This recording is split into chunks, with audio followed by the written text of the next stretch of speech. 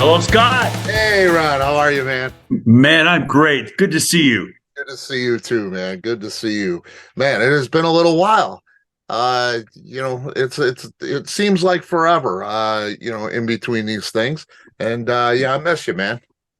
Well, you have been with us every step of the way, and you and your broadcast and your support in the media has been greatly appreciated. And I knew if I was going to do one Zoom interview today, it's got to be with Scott Itter and All Music.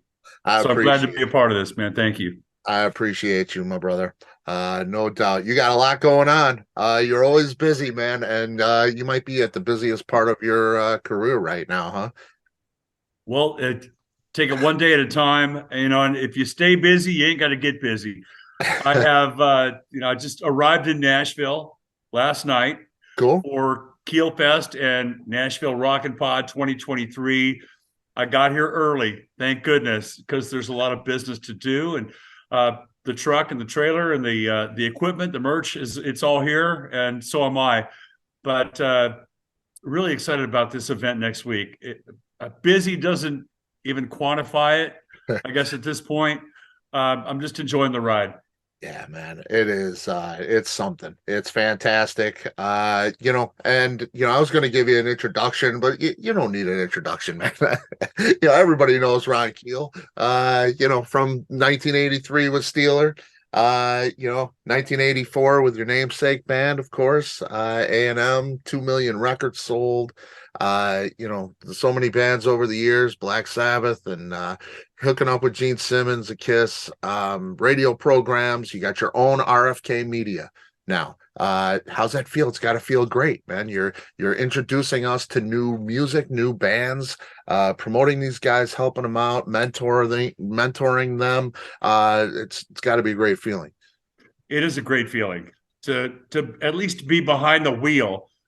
We might cross over the white line every now and then, if we're driving, and we've got some great acts on the roster at RFK Media: Crashing Wayward, Yeah. and the Fifth, who will make their Nashville debut next week at Keelfest, and of course the legacy artists Keel, Steeler, and I think Ron Keel Band is somewhere in the middle. I think we've got the future with Crashing Wayward and the Fifth, the past and the history and the legacy with Keel and Steeler, and the present, which is Ron Keel Band, all on stage next Saturday night in Nashville, Tennessee at Bowie's for Keelfest II. It's amazing. Man, it is amazing, man. And I had Crashing Wayward on not too long ago. Those guys, and that's the beauty of it. Great music these guys are writing and playing. But I mean, they're smart guys. They're level-headed. They got their shit together. You know what I mean? They were great to talk to. That's not always the case. You got great bands who just are, out there somewhere and they're really not focused. These guys are focused. They are indeed, man. I appreciate your support of Crashing Wayward and the RFK Media artist roster. When I found Crashing Wayward, the two of the guys are really good friends of mine, Sean McKee, the drummer, and Stacy David Blades, the guitarist. Yeah. They were sending me tracks. They were sending me the music that they were working on just to get my take on it and my opinion. And I thought, man, this is great. Mm-hmm. They sent me the third single, or the third track they mixed. It's called Stranger Days. And at that point, that song wrecked my day. It was like, I'm producing the radio show and I'm going to put them on my show no matter what they do, because they're my bros. And I listened to the track and I had to just hit the space bar, listen to it again. And when the song was done, I listened to it again. It was just like, this is really, really special. And it looked like and felt like, and the profile that they had presented was that they were really big time. They had management, they had a label behind them and all this. And who's doing this for you guys? And it was all self-contained. The band did all that on their own. And I said, well, I've got a label, RFK Media. I can't afford you and I don't deserve you, but I want you. And they said, okay. And they signed with RFK Media. So here we go. And thanks to your support and the great radio and around the world that has embraced them on the YouTube playlist, the Spotify playlist, Yep. just that debut single "Breathe," and there's a lot more to come from Crashing Wayward. We're about to release the full album in its entirety with a great new single. "Closer" is the debut single, premiering within the next 6 to 8 weeks, and Cool. it's off. We're off and running. So you think I'm busy now? You ain't seen nothing yet. I'm telling you, man. I'm looking at this and I'm like, you were busy before RFK Media kicked in, and these new bands and everything you're doing there. Now you've really stepped in it with these guys, and these guys are, they're not going to be small. This is great stuff. Really, it's a full-time job. Yeah. That Crashing Wayward became, we wanted to sign some other acts. RFK Media is built around my foundation and re-releasing a lot of my previous catalog.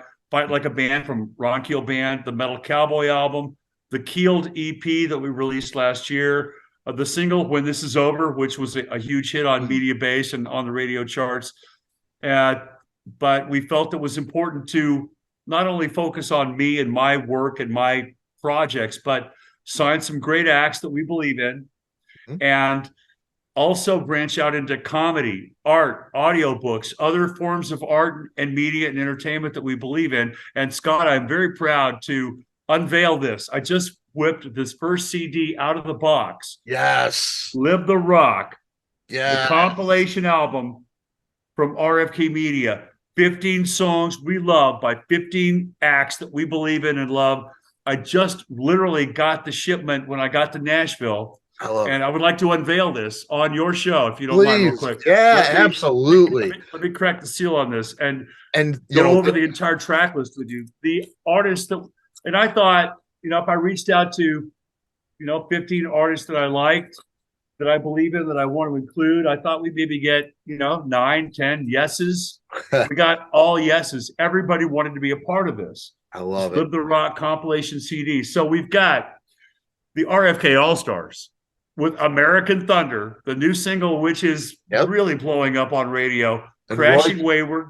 Roy Cathy on that song. Roy Cathy on "American Thunder" and on the brand new song from the Fifth, "Starlight." So Roy Cathy's voice is on here twice. "Dogbone," "Speed Kills." Dogbone is the band from Brian J. from Keel. And Miller from Keel. This is the band they formed after Keel ended in the early 90s. Right. And they've resurrected that project and that band with a great new track called "Speed Kills." You've got the Ron Keel Band, "When This Is Over," the single that I mentioned earlier. Canal, "Take It All," featuring members of Shinedown. Chris McClernand there. Chris McClernand, absolutely. DB Bryant, we'll get to him in a minute. I've got a lot to say about DB. Sisters Doll from Australia, who is Peter Chris's backup band, with a great track called "Prisoner." Zam Trip from Wyoming, with an amazing song that features Neil Middleton from Royal Bliss. Neil Middleton, Royal Bliss on the Zam Trip track. In Theory, Mike Mustard, Mike well. Oh, yeah. You've been a great supporter of him. Tony Cavino. Tony Cavino and Mike Those guys are amazing. Oh, my God. I think in this track that they've given us, "Get Me Higher," on this track, on this album, also features Vinny Appice from Black Sabbath. Yes. And Pamela Moore, the voice of Sister Mary on Queensryche's Operation Mindcrime. Amazing vocalist. Snakebite from Germany. The next generation of German band, Scorpions, accept Snakebite. I mean, to have them on this record. Deirdre, a great act from Phoenix, Arizona, which also features Dwayne Miller from Keel. Yeah. Night Stinger from Brazil with "Beat It." They've been touring with Europe, the band Europe, with Joey Tempest and those guys, down in South America. And Don Jameson, our very special guest, doing the comedy bit at the end of the record. So, if you don't mind, Scott, if you've got a minute, please let me whip this out and show you and your audience and our fans what this booklet looks like. It's awesome.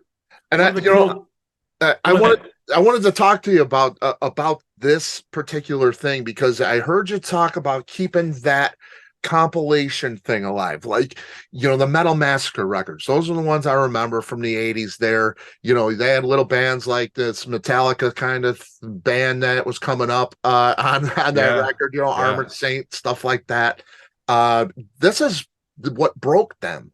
And your idea to embrace that and keep that alive, I love that, man. I Thank you. love, the promotion of these bands. And, it's an adventure to listen to something like this. You're getting things from all over the world and new music. God, you got to love this. Metal Massacre, released by Metal Blade and Brian Slagel in 1982, was the real inspiration behind this whole project because it really launched my career, the careers of Rat, Metallica, Yep. and Black and Blue, and all the other artists that appeared on that record. I thought, we can't sign all these acts. I just don't have the time or energy or resources to devote to all of these acts, which I Right. would love to sign. Why don't we put them all on one record and share this music globally with people, give these bands an opportunity? And listening to the thing, I listened to it dozens of times during the mastering process as we're creating the manufacturing and making sure that everything sounds great, the levels are balanced. It's my job to listen to it over and over again. And I realized what a great record it really is. I mean, it's a really fun, entertaining listen. Everything on here is absolute quality. And to have all these artists believe in us and want to work with RFK Media has been a huge bonus. And this is the booklet. I'm opening the Yeah. booklet of Yeah, the let's first see it. copy for the first time. I'm looking at it for the first time Yeah. at page 2. I mean, you open the booklet and it's blank. These are the autograph pages. Yes. And in the middle of this page, when you open the booklet, is DB Bryant's logo, and it says "In loving memory of DB Bryant." Now, DB is if you had to compare it to somebody, it's Stevie Ray Vaughan. The Southern Stevie Ray Vaughan, that blues rock, guitar, vocal, slide guitar, all the Stevie Ray is a great comparison for DB. And my partner Aaron Fisher discovered him in South Carolina, and they started a relationship and started talking. And DB knew who I was and wanted to work with me and work with RFK Media, and he came on board to contribute a track to the record and did some great video promos for us. And just as we were about to finalize the entire process, DB Bryant passed away. I believe it was December 21st, right before Christmas last year. This guy took his guitar with him everywhere he went. If he's going to the grocery store or the post office, his guitar was riding shotgun with him. And apparently on that afternoon of December 21st, I hope I have the date right, December 21, I think it was, maybe the 22nd. Anyway, he's driving, and I guess he knew something was wrong.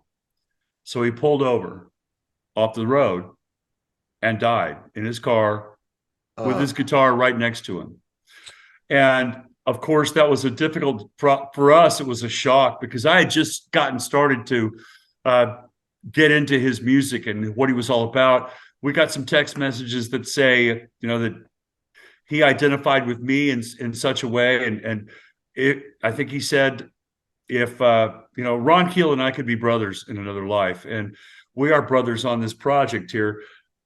But we talked to his widow, Tina, and his manager and his bandmates, and they were all on board wanting us to continue to keep DB Bryant on this Live the Rock album.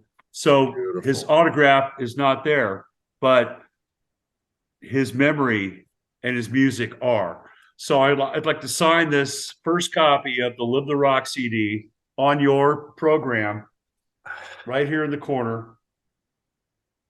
And we encourage the fans to buy this at livetherock.com.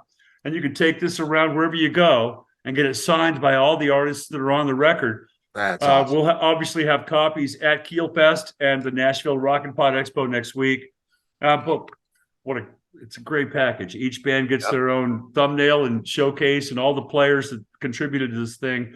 It's just an amazing compilation record.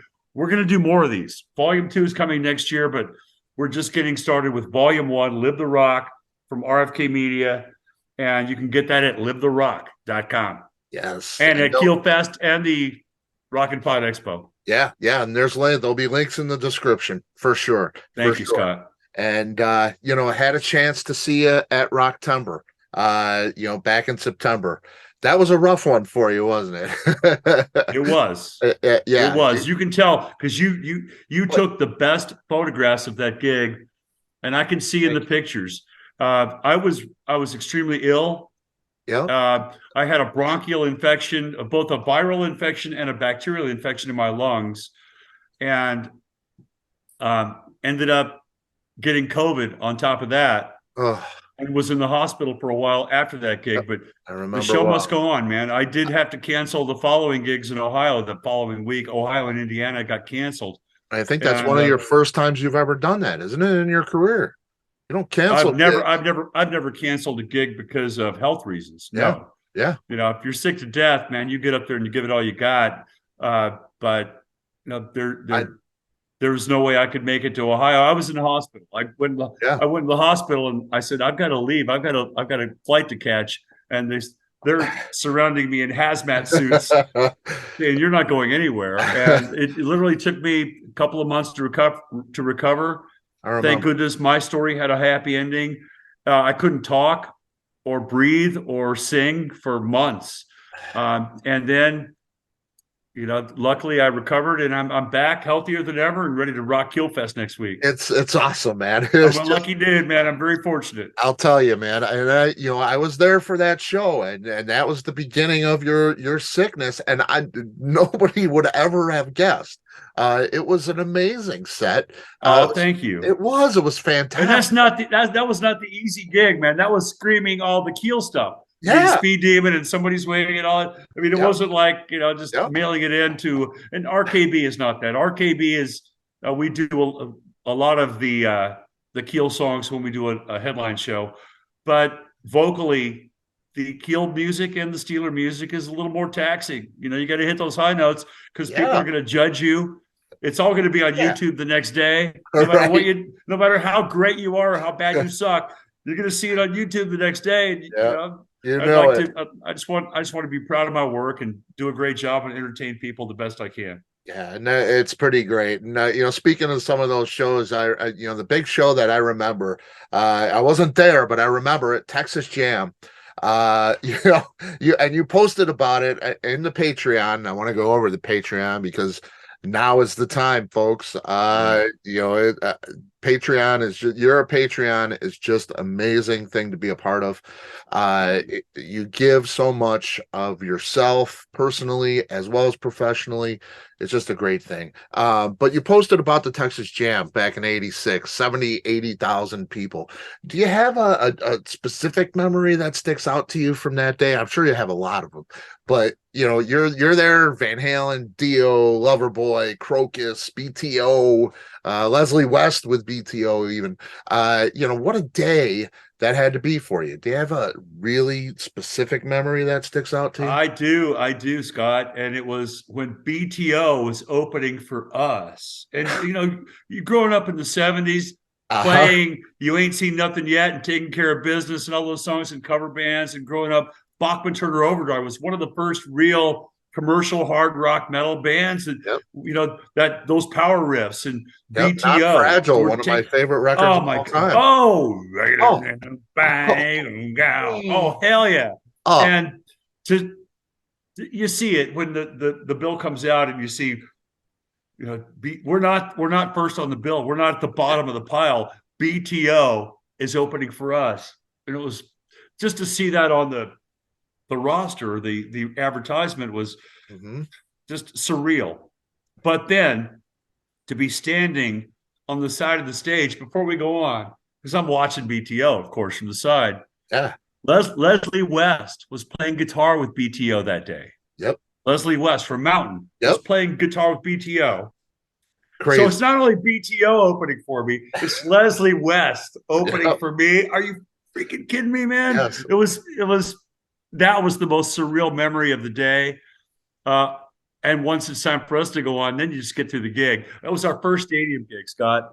First time we'd done arenas, with a lot of big headliners the last few years before that.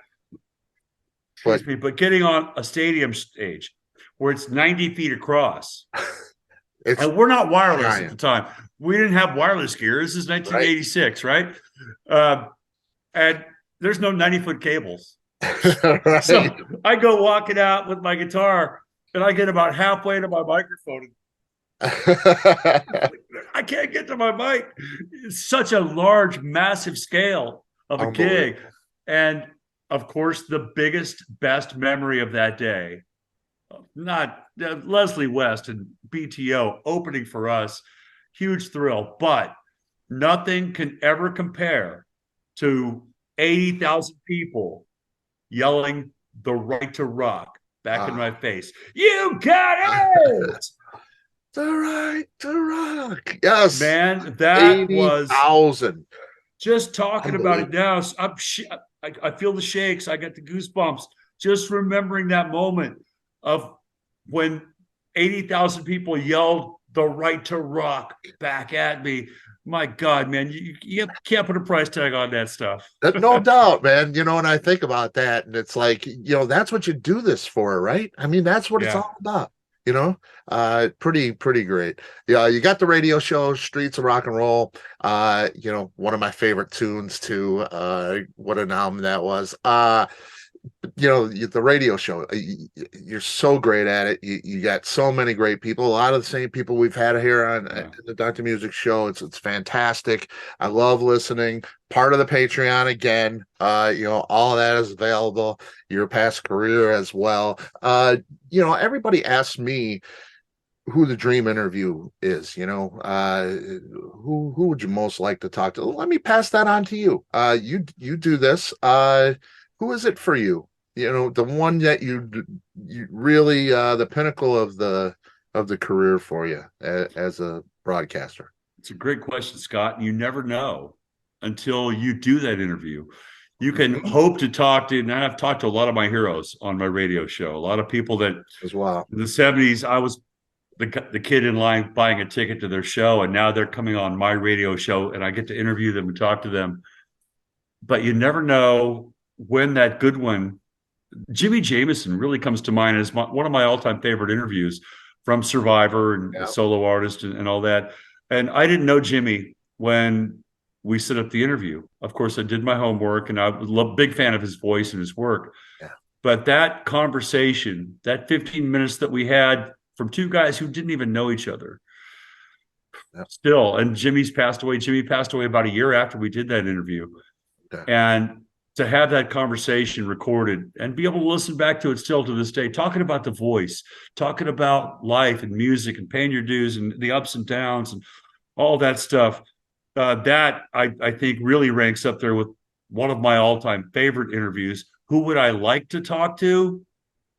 Man, that's a really good question as well. But there's a short list of heroes that I have not had on the show. Rob Halford being one of them. I would, and I pursued him hard and heavy, and I've met him. We've done stuff together. That's what I thought. But I've never had. I had him on the show, kind of in a pseudo kind of way, but it wasn't an interview. Mm-hmm. I think Rob is the true metal god, and in terms of inspiration on my life, yeah, I mean, John Lennon's gone, right. But Rob Halford, I would, and I'm reaching out to Rob Halford's camp right now through Dr. Music, that I would love to have Rob on the show and just be able to. I saw them live a few months back, Scott, at with the 50th anniversary tour, and I saw them. It was very early on in Screaming for Vengeance tour, not exactly 50 years ago, but close. Right. And I don't get out much. We don't go to a lot of concerts. I'm too busy. I don't have, to me, sitting in the audience at a show is it's almost painful because I just want to be up there. I just want to be on the stage. But of course, the Queensryche and Judas Priest tickets went on sale, and I just hit buy. Literally, it was impulse buy. They're in Sioux City, 90 miles away. I believe it was November, and I just knew I had to see Priest again. There's one of the bands and there's probably I can count them on one hand. The bands that every album they've released the last 50 years, I bought it the day it came out. Yeah. Priest is one of those. Priest is one of those bands that everything they've ever done, I buy it both physically and digitally the day it comes out. I'm probably one of the few guys that really loves Nostradamus, the concept album that they did. I love that record. It's a great road record. For traveling, it's like watching or listening to a movie, a very cinematic experience. But I saw Priest a few months back. We went to the concert, and just when Rob Halford steps out on stage, giants walk the earth again. The metal gods are alive. 72 years old, 71, 72, whatever. Unbelievable. Still giving it everything he's got. I mean, he did not care. I know they had a show the next night somewhere, and he did not care. He gave that everything he had, every vein, every muscle, every drop of sweat, and still got stronger as the show went on. Every song, I mean, and he did the songs that I grew up on, Beyond the Realms of Death from Stained Class. He did Steeler. When he did the song Steeler, it was like, there you go. Because I wasn't expecting that. We named our band Steeler after that Judas Priest song. That was our inspiration for what are we going to call the band? Oh, let's call it Steeler. This is a great track off this new Judas Priest record. And when he sang Steeler, I was absolutely, and I just gotten over the COVID and the bronchial infections and all that. So I was not talking or singing at the time.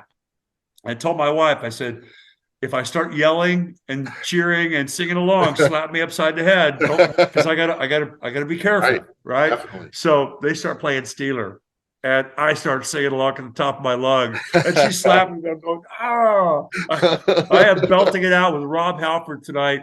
So, God, one of my greatest heroes of all time, and huge admiration for somebody in their 70s who doesn't need the money. Sammy Hagar, another one.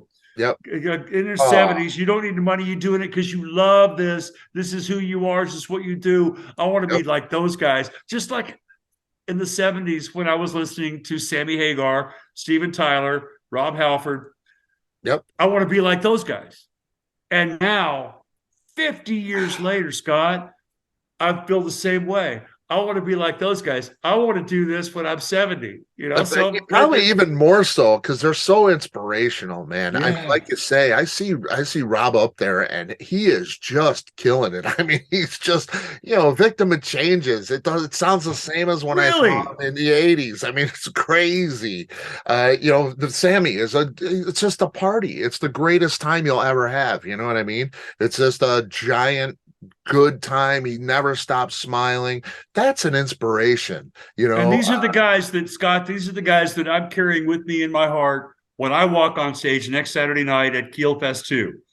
I want to follow in their footsteps. I want to do them proud because they gave me the inspiration and the energy to carry on and continue doing this 40 plus years into my career. So I feel that same pressure as we go on stage next Saturday night in Nashville, Tennessee for Keelfest. I am doing a 3-hour show. Well, it's probably 2:45. Wow. But I'm singing in 3 bands. Back to back. Ron Keel Band, Keel, and Steeler. And there's no breaks in between. It goes from one to the other. And they're totally different musically. Ron Keel Band is not Keel. Keel is not Steeler. They're all 3 different entities. And being not only walking on stage and delivering the gig, but being in those bands, because we are real bands. The guys are brothers and family and friends, and we're all excited to reunite under one roof at Bowie's in Nashville on next Saturday, March 18th. And that brotherhood, that camaraderie, that kinship and friendship, really means the most to me. So I feel the pressure. I'll be glad when it's over, but I'll be sad when it's over too, man. Because it's like climbing a mountain. It's a big mountain. It's a big circus. A lot of moving parts with this gig. We have 11 guitar players. Just at this gig, we have 11 guitar players with the opening acts and RKB, Keel, Steeler. And there's a lot of logistics, a lot of coordination, a lot of choreography, a lot of moving parts. And I try and, as the control freak that I am, I try and map all that out in advance so that by the time we get on stage, there's no questions. We know where everybody needs to be. And from a technical standpoint, we're shooting video at this show as well, recording audio, a lot of stuff that needs to be handled. And we've got a great team around us that's going to handle it well. Yeah, and you always do. You always surround yourself with great people. The band is great. They're great players, but they're great people. It's great to see Gino back in the fold. Of course, that was just so great to hear. And hopefully that's going well. He's still in Alabama, right? He's still he's expensive. I mean, literally, Scott. I mean, airfare is the biggest cross we have to bear. We're trying to get all the guys in one band. RKB, Ron Keel Band, get everybody in the same zip code for a week to rehearse, write, record, do a gig. You're talking, tens of thousands of dollars because everybody's going to take time off work. Everybody gets paid for their travel days. Everybody has to get reimbursed for their airport parking, luggage fees. It's very expensive when you're doing this long distance. And I'm not bitching about it, but that's the reason we don't do it more often. Right. Because I have to, I don't care if the lead singer makes a dime, but all my guys got to get paid. All my guys got to get their airfare and their hotel and their payroll. And, but that's why it's so difficult to navigate this. Even with Keelfest, you would think that the airfare, would be a little more reasonable, but it's literally, it's $800 a man plus luggage for any one guy. So 11 guitar players at $800 a pop plus luggage. You do the math. It's not. I don't want to do the math. I don't want to see it. I don't want to see it. We got to sell this gig out. That's the goal. We got to sell this gig out. We sell out, and we sell some merch. We've got great merchandise. We got the Live the Rock CD. We've got great pick collections with guitar picks from all 5 bands with Keelfest. Guitar pick tins. We've got autographed 8x10s, a lot of event shirts, the Keelfest shirts, all that stuff. That's going to go a long ways towards helping me avoid bankruptcy after this gig is over. It's great that you're doing this. And, like I say, these guys that you bring with you, they're salt of the earth, man. And it's great to do it with your brothers. It's got to be, it's good to have good players around you, but it's even better to have family around you that plays. But that's what it is for you. These guys have all been friends. I mean, literally part of the same family for 4 decades now. Keel has been, we took 20 years off, but there was never any bad blood. There was never any animosity. We have remained friends and brothers from day one. When we met 39 years ago. This is our 39th anniversary show. It's really great. And the guys in RKB, Ron Keel Band, I know we've only been together for 8 years, but it seems like forever. And those guys are, I'd eat bullets for any one of them. There's probably 3 guys that I've played with the last 40 years that don't like me. Yeah. I'll take those odds, man. I've got a bunch of guys right here that would, there's nothing going to be nothing but smiles and hugs and good music and high fives and good times. So I'll take that. If I got 3 out of 100 people that don't like me, or Yngwie Malmsteen comes to mind. Of course, he doesn't like anybody. Don't worry. He might. I think even Yngwie will mellow with age. Give us another 10 years, and we'll probably do an Yngwie reunion too. There you go. Who knows? Wow. You put that bug in his ear next time you interview him, Scott. Yeah. I don't see that one happen. I don't know that I want that one to happen. But I would love to. Oh, you're talking about my interview. My bucket list interview would be Yngwie. Wouldn't that be crazy? I think Rob Halford would be great to talk to, but of course, God, Yngwie, man, Yngwie's got an open door invitation to come on the streets of rock and roll anytime. And why And would he bury the not? hatchet. Yeah, Bury why the would he hatchet. not? We'll promote. We've got 25,000 listeners. I mean, come on the show and talk about your music, and let's bury the hatchet and at least have a conversation. Yeah. We haven't had that since '85. Yeah, see, that's crazy. That's crazy. And I mean, Jeff, a great friend of the show, Jeff Scott Soto, Exactly. one of the finest human beings I know. And yourself too. Just you guys are just great human beings, great auras to be around.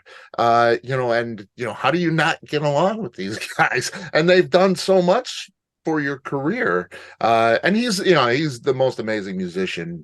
He's an amazing guitar player, and I would never take anything away from his skills, for sure. But I have to question the kind of person that doesn't get along with Ron Keel or Jeff Scott Soto. These are two of the greatest guys I know. So we always got along when we played together. For the record, we never butted heads. We had a hard time writing together or creating a song together. There's one song on that Steeler album, No Way Out, which I kind of had a hand in. But we would sit and try and write, and we weren't transmitting on the same frequency. Right. Neither was right or wrong. We just weren't. It's like a wireless reception, Right. You got to be on the same frequency. And we weren't. Yeah. And when we parted ways, it was nothing but, man, I wish you all the best. Good luck. Thanks for doing this. And unfortunately, we have been unable to at least bury the hatchet. Verbally, I've reached out to his camp to maybe do a song for charity together, a Steeler reunion song that we donate the proceeds. Come on the radio show and celebrate the 40th anniversary of that album release, which did so much for both of our careers. Yeah. Or just at least have a conversation and just say, hey, man, screw you. Screw you. No, screw you. Yeah, you're an asshole. No, you're an asshole. At least to have a conversation. I think we can agree that we're both assholes. That's one thing we can agree on. It's cool. Adults, it is what it is. It is, and Graham. And for the record, Scott, I'm not talking to any of my ex-wives either. So they won't.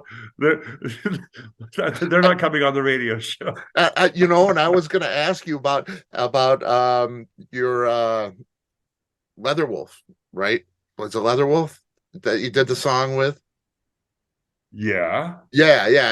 Well, you posted about that, about the song. It's available on Patreon. You can hear Ron Keel singing with Leatherwolf on the Patreon page. Absolutely. Part of that story included Dee Dee, of course, and the kids and stuff like that. You didn't go into detail, and I appreciate that, because it's very personal for you. But you had a Leatherwolf story. Now, back in Rocktember, Leatherwolf was on the first day.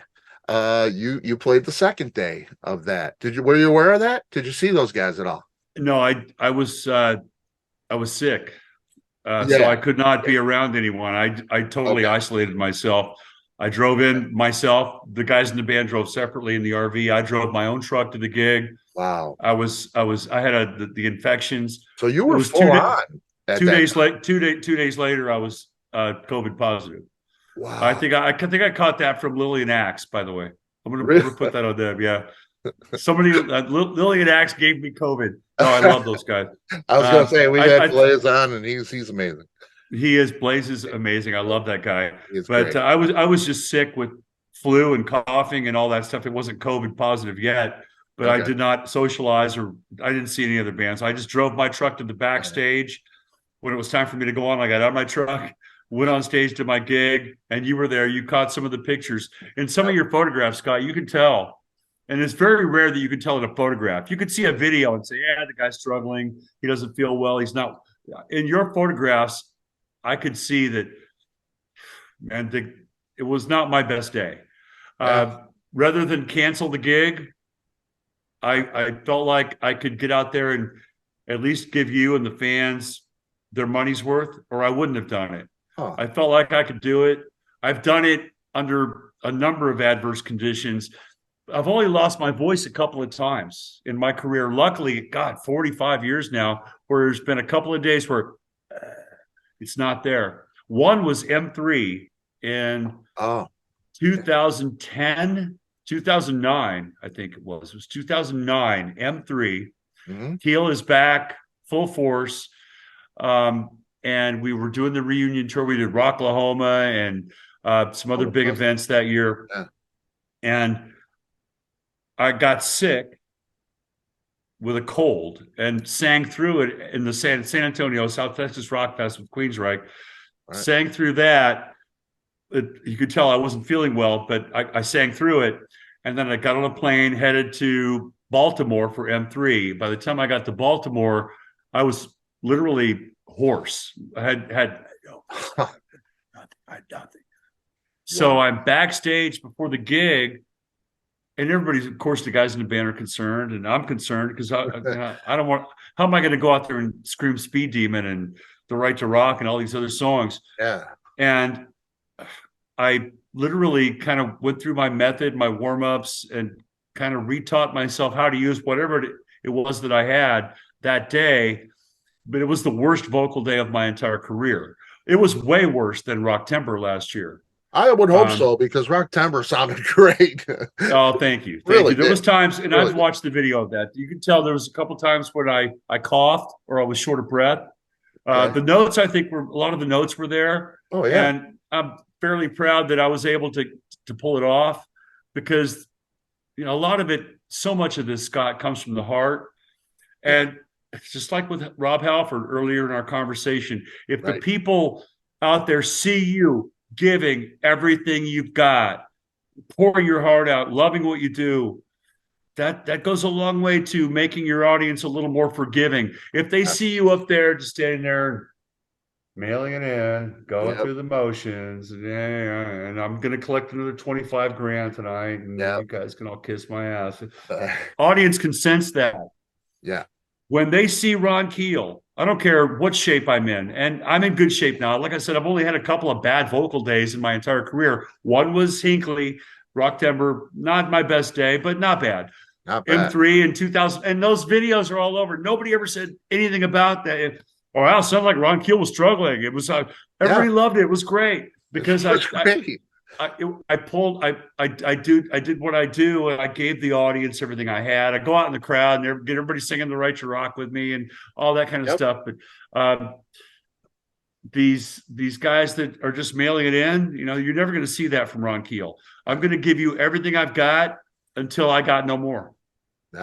Yeah, and we know that. We know that as fans. We know that, man. You always have.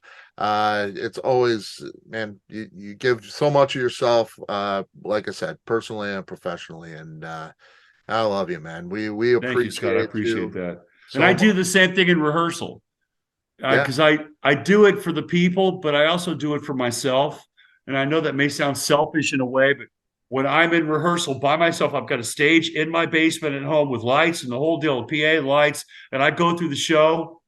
I am doing the same thing. Pretending. And a lot of times when I'm doing that, the private rehearsals that I do 4 to 6 hours a day in my home stage, I look out and I see the faces of the people I've lost. My best friends, the best man at my wedding, George Dolphin. I see my mom, my dad. I look at all the people that I've lost, and I sing to them. And I give the same energy in rehearsal by myself. And lots of times I get done with that going, man, that was really cool. I wish I had the camera rolling. And that's why I videotape most of the rehearsals that I do now, because not only to look back on it myself, but in case I find some of those moments that I can share with our fans on Patreon at patreon.com/Ron Keel, where I will take you behind the scenes into my rehearsal room, into the studio with me. Wherever I go, our Patreon Keelaholics go with me. Yeah. And we love it, man. It's the greatest. I support. And you are a member. It's by the way, everybody listening, watching, Scott Inner is not. He puts his money where his mouth is. He is an all access subscriber at patreon.com/Ron Keel. Has been for a long time. It's $6.99 a month. Yep. That's greatest $6.99 you'll spend. Less than the cost of buying me a couple of beers. Yep. And we give everything we possibly can to that inner circle. It's our family online. Scott, you're part of the tribe. It's where I can let my hair down and just be myself on Patreon and just talk with my friends like we're around the dinner table. Now there are 468 of you now, which is cool. that's a lot of kids to have around the dinner table, but I do the best I can. Big kids table, man. It is great too, and the people involved, the fans are great people. There's some great conversation there. It's just a great thing to be a part of. It's a wonderful community, and you are the ringleader there, and you do such an amazing job. Really, it's a great thing to be. I can't do enough, and even on days like this, when I just drove 1,000 miles by myself to get to Nashville, to get on the radio this morning, and I'm about an hour away from going to the venue. I'm going to see the venue, Bowie's in Nashville for Keelfest. Yeah. Do a walk through the venue, get my feet on that stage for the first time, meet the owners and the management, and kind of do our venue prep and all that. There's not enough that I can do for our Patreon members. And I'll take the video camera with me today as we do that meeting and that walkthrough and say, here's your VIP area. This is where my Patreon VIP Keelaholics are going to sit. Yeah. But most of them they don't care about the VIP. They just want to be down in front. They just want to be down in front sweating with me. That's right. The VIP is, but it does get you access to the meet and greet afterwards. We'll do band photos with Keel Steeler and Ron Keel Band with our Patreon VIPs after the show. We can't be there all night to get a photo with everybody, and we're not charging for the meet and greet. Right. There's no additional charge for the meet and greet at all. But all I'm asking is $6.99.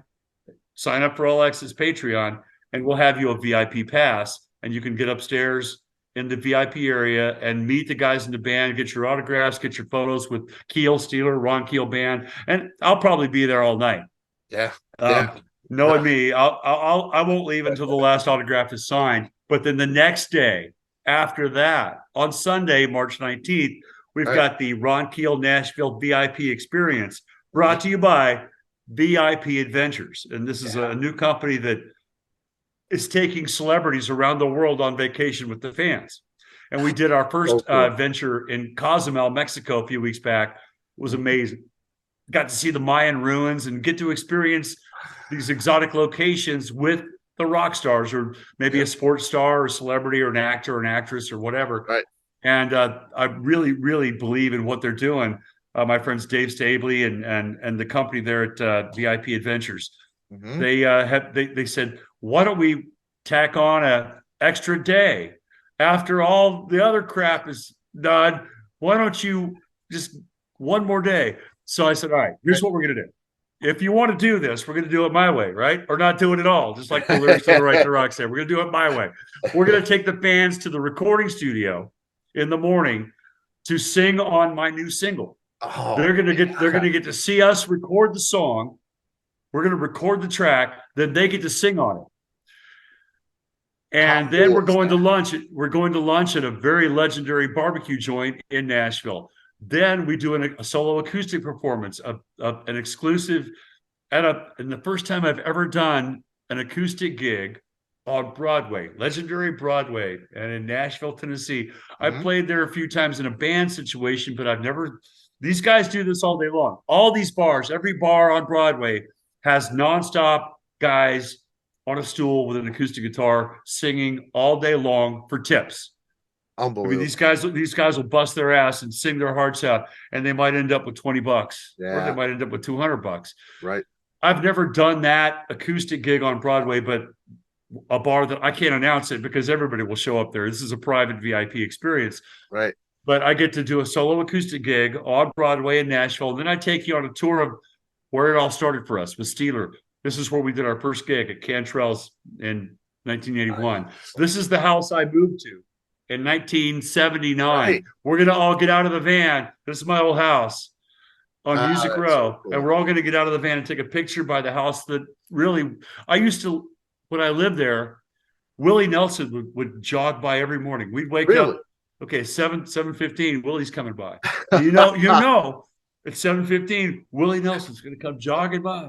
It was like part of my daily routine. I gotta see Willie. I gotta see Willie. He went jogging down Music Row every day, Wow. every morning. This is 1979 when I Wow. moved there. So I remember Willie Nelson jogging down the sidewalk, and I used to live in this.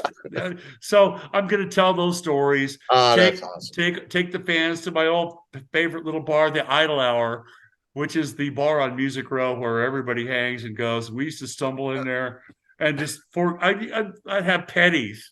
I'd have a handful of pennies, and I'd put them on the bar. And I said, "Man, can I have a beer? Is this enough for a beer?"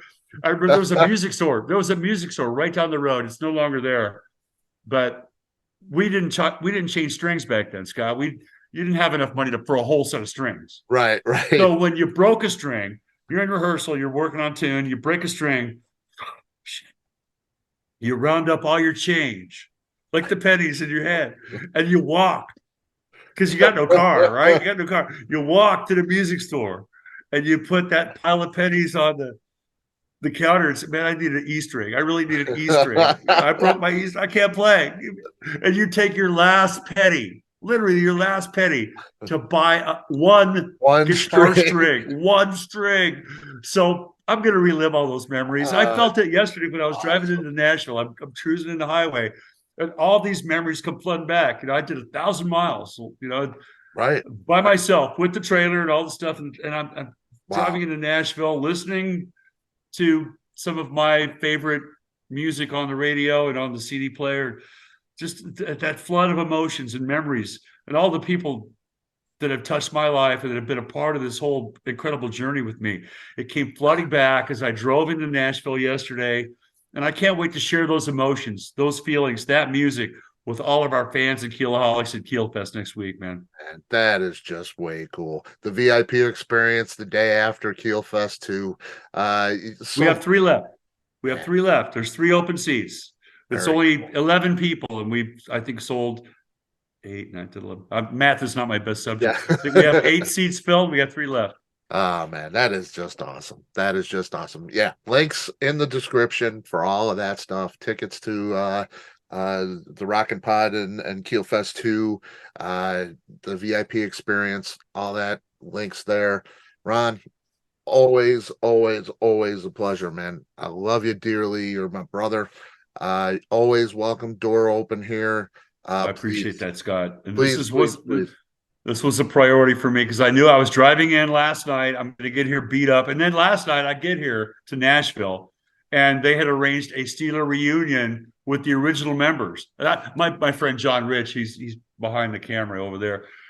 I get here, man. I am beat up. I just did 1,000 miles. Yeah. And I get the trailer back into the driveway. I'm unhooking the latch on the trailer and trying to get it parked. He goes, "Well, we're going to dinner with Robert, Eva, and Michael Dunnigan, the 2 original members of Steeler with me." Right. Okay. I'm beat up. And I knew I had this big radio interview on Nashville's rock station, The Buzz, this morning. And I've got a meeting in about 45 minutes at the venue. I'm going to go do my walkthrough and see the venue. But we got to make time for Scott Itter, Dr. Music, and All Music. What's going to happen at 1 p.m. Central today, I am talking The Rock with my buddy Scott. So I appreciate the opportunity, and I will always make time for you as well, my friend. This has been a good part of my day. I appreciate it. Man, I appreciate you. Love you dearly. And I hope to see you soon too. It'd be great to have you back, and see you on the road for sure. There's always lots more to talk about. Thank you, Scott. All Music, Dr. Music. Live the rock. Love you, buddy. Take care. You too, man. Thank you. All right. Bye. Bye.